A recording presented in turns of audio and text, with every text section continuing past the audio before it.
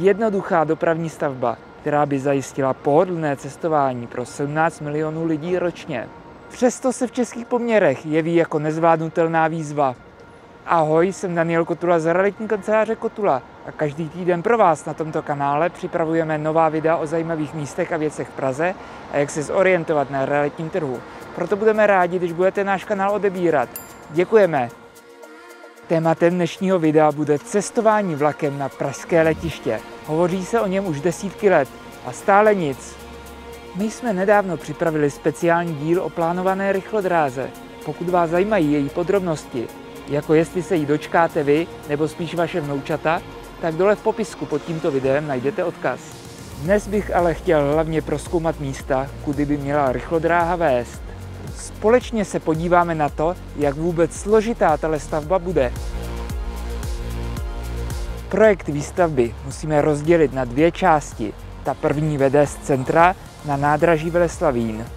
Zde se bez pochyby jedná o náročnou výstavbu, protože se tu projíždí již zastavěnou oblastí. A to sebou přináší značná omezení. Třeba, že větší část této trasy bude muset vést tunelem, třeba tady pod Dejvicemi. Druhá část pak vede z nádraží Veleslavín na letiště. Tato část je ta nejdůležitější, protože na nádraží Veleslavín vede z centra metro a tak doprava sem je pohodlná a rychlá.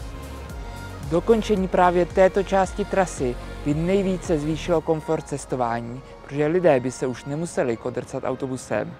Jak je ale náročné postavit vlakové spojení z Veleslavína na letiště, to si právě teď projdeme. Jsme teď na Veleslavíně a jdeme po trase rychlodráhy. Jak vidíte, koleje tu už vedou. Je to trať vedoucí na Ruzyni, dlouhá 3,9 km. To je skoro polovina délky celé rychlodráhy. Na tomto úseku stačí modernizovat to, co už tu je.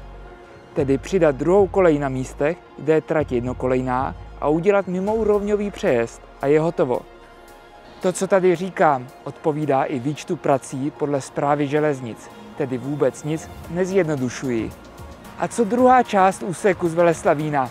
Právě po něm jdeme. Je dlouhý 5,5 km a jak jste si všimli, je to pole a rovinka, tedy nic složitého pro výstavbu. Stačí položit koleje, udělat mimoúrovňové křižovatky a vlak na letiště se může rozjet. Samozřejmě, kromě kolejí se budou muset dodělat také jednotlivé zastávky. Například tady na Veleslavíně se bude muset udělat podzemní zastávka, tak, aby se dalo přestoupit z vagonu do vagonu. Další pak je na řadě obnova zastávky na Liboci. Počítá se i se zastávkou na Ruzyni, na Dlouhé míli a pak samozřejmě i na letišti. Ta by měla být podzemní a podchody napojené na terminály. Vlastně se to ani nezdá tak komplikované. Co myslíte? Proč je tedy plánování nějakých 9 km z Veleslavína otázkou desítek let? Rád bych se někoho z radnice zeptal, ale odpověď asi nedostanu. Buď to sami nevědí, nebo říct nemohou. A tak si odpovědi můžeme jen domýšlet. Zajímalo by mě proto, co si myslíte vy. V čem je problém? Napište mi to pod video, těším se na pestrou diskuzi. Podle mě je hned několik důvodů.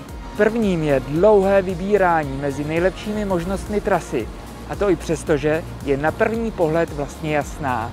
Druhým problémem podle mě pak je pomalá reakce příliš velkého množství úředníků, kteří musí tuto výstavbu řešit. U práce na takhle velkých projektech se udělá malý kousek, pak to dlouho leží, zase se udělá kousek a pak to zase leží. A neopomněl bych také různé lobistické zájmy, které věci posouvají směrem a rychlostí tak, jak jim vyhovují. Ale to nemusí být v náš prospěch. Pokud si ale nechcete zkazit náladu nějakým lobbystou, pusťte si některé naše další video. Například to o nové pražské lanovce. Prozradím, že povede z Bohnic do Dejvic. A když se s ní svezete, to už zjistíte v samotném videu. Odkaz na něj najdete dole v popisku.